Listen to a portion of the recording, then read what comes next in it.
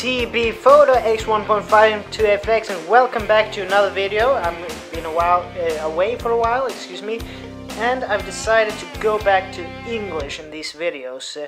For a while I actually did them in Swedish, for you guys who don't know what kind of gibberish language I was talking, but the thing was, I tried a bit to do a little bit of a niche market that I thought I might be doing these in Swedish, but someone knocked some sense into me and said that I'm actually setting myself up for failure because I do it to too narrow an audience. So English it is. Anyway, this I'm going to talk about now is why this guy, if you're good at something, never do it for free, would be, as Arnold would say, wrong. As you can see, what I mean with this is that a lot of people say that if you're good at something, don't do it for free. But when you're unproven as a photographer, in my experience, now we talk about from my experience, no one else's, but anyway, what I started to notice is that, you have to start somewhere, and if it's something you really like to do, and as I read with, Ask Gary V books, it's a little bit like that you have to hustle with it. And what I started to notice is then that you need to, go out and do what you love doing, and sometimes you have to start doing it for free when you're unproven in an area. For instance, almost half a year ago now, in the beginning of this year, in January, a very famous pub in this town got partly destroyed by a kitchen fire. Yeah, but this was a local hub for the music scene, or rather the indie music scene and so on.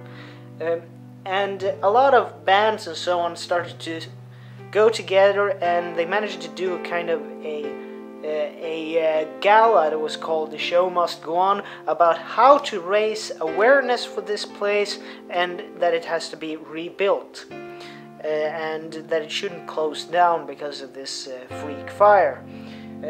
But anyway, what happened was that I went there and I took the camera along with me, and I started to take snapshots of the different artists on stage.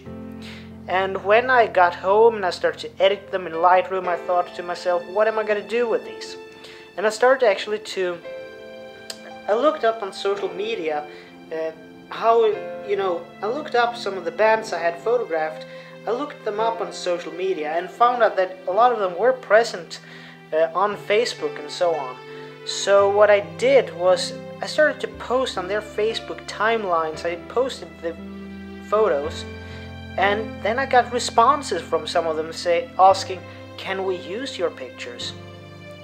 Do you have more pictures? And I thought, yeah, I'll just give it to them. And I gave them away for free. And you know what? Some of them, I might not get anything for it. Just a pat on the back, and when they used them on different types of media, my name it says that I am the photographer. I'm the guy who took the picture. And yeah, it doesn't pay bills, but at least it is a bit of an acknowledgement that I took the picture. So fast forward, and now there is an old Catholic church in this town. It's almost wall to wall with the pub that was destroyed by fire, and that church is now a kind of a what should we call a event flat. It still has all the crucifix and so on, so you still know it's a church because it's K-signed. And in Sweden, and I think a lot of European countries, if something is proclaimed K-marked, it means it's a cultural heritage building, which means it can't be demolished. It's safe from demolishment because it's cultural heritage. So the old Catholic church has been remade into a event flat. Fun fact, the confession booth has been converted into the toilets, so you can really pass along all your crap at confession and flush it down the drain, so to speak. But enough of that. It turned out that one of the bands that I really enjoyed, I thought their music was really quite special, and so on. It turned out they wanted me to come back and listen to them when they had another, another gig. And I took the camera along and I started to photograph them yet again. And this turned out I got in for free. I didn't have to pay any tuition to get into the event, because they had announced that I was the photographer. So this is just an example of that if you show that you can bypass economic compensation for your work in the beginning, it might lead to a repeat event. I mean, as Jared Poland, one of these, photographers from Philadelphia, Jared Poland, T.B.Photo, he says in one of his videos, I can't remember which at the top of my head, but he talks about that it's not the first sale that is the hard thing. Anybody can do a first sale. It's the repeat business. What makes, your customer base coming back for more. That's the hard thing. And I did go and I took some pictures, and this time they were the opening act for the main event. And it turned out I went there on a fairly slow evening because we had also a metal festival in town that weekend. So most people were at that metal festival, and very few were at this, the Catholic Church. And now it's just called the Catholic Church. It's a party flat. They have a bar and they serve alcohol. So anybody who's Catholic out there and happened to stumble upon this video, yeah, I'm an atheist. But anyway, that's not what I don't want to debate religion in this. It's not what the point is. The only point is that it's an old church that has been converted into a party flat. Period. That's it. Nothing I can rule over, nothing I can do anything about, and it's better than to demolish the place, in my opinion. But anyway, it was actually a bit good for me because it's a fairly limited venue. Not many people were there. It gave me free reign as a photographer to just go around as I please, to take pictures from different vantage points. So I could take pictures close to the stage. I could take pictures at both sides of the stage. I could go up to the balcony and take pictures down on the performers. I can be in the stairs the way up to the balcony and take pictures of the performers. So I could actually move around very freely and take pictures from different vantage points, because that's one thing that I noticed that a lot. If you look at Matt Grange's Educating Tina series, which is also a series I would really recommend any beginning photographer to watch, because it's a ton of tips and tricks and techniques in that series. It really shows you that different vantage points really great.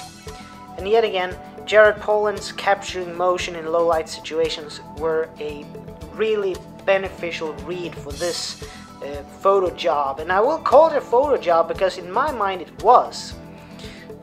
So with the D7200, I used about between 2 to 5,000 ISO on the camera, and this is the lens that I used the most. It's the AF Nikkor 28 to 85, and it has a maximum aperture opening of 3.5 to 4.5. So it's not an extreme light sensitive lens, but I stuck it on 4.5. So no matter where in the zoom range I was, I knew that the aperture won't be affected by the zoom because I put it at 4.5, and that's that. So I know that I can zoom freely and it will work. So I'm gonna show you some pictures along with my talk here now, and hope you enjoy it. And this is, I know I'm rambling on this at this point, but what I want just to get across is that if you're passionate about something, do it, hustle it, as Gary Vee would say. Listen to your peers, like in this case Matt Granger, Jared Poland, and a lot of others. But also, don't be afraid to do things for free and do it charitably. Yeah, because then you will, that I believe sincerely now, will open further, opportunities for you. And that's part of what being successful in anything is about, being opportunistic. And that's the bottom line as far as I'm concerned. So anyway, this is Tobias Bergström from T.B.Photo X 1.5 to FX, and I want to see you guys in the next video. Take care.